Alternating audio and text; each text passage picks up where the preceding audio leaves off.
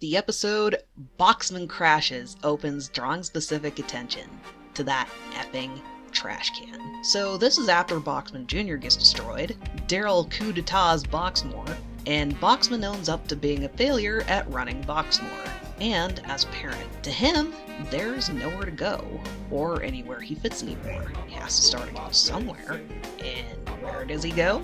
Damn, Boxman!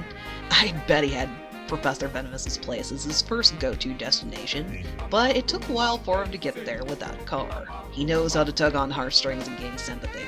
I also wonder if he clocked that Venomous thinks he's cute. That's a huge part of what's making the sell here. Yeah, he's pathetic and in a really rough spot, but there's so much puppy dog eyes and quivering lips. The minute he sees an N, he switches to flirting. Look at the faces he pulls and the little feather-like touches. Venomous is caught off guard because Boxman probably stinks, and this is such a dramatic shift from his initial pity me angle. Maybe I'm not giving Boxman enough credit, and he did win some of his contracts with whatever drop of charisma and manipulative prowess he has. To anyone that thinks Boxy was a no bitches guy before Professor Venomous, sorry, I'm not buying it. He's a lonely, goofy villain with dubious social skills, but I could see him scoring a few times. I'm biased here, but I could totally see someone other than Professor Venomous going home with him because they think he's a cute, awkward dork. Said prospect is just as awkward and hungry as Boxman, but yeah, that's where and who he was scoring with in my mind. The reason why the other encounters were all one-offs are that Boxman fails at the thoughtful touches and niceties that get a partner to stay for more. Venomous sticks because they're both so bad at the you need to communicate with your partner part. They finally start to learn how with each other though.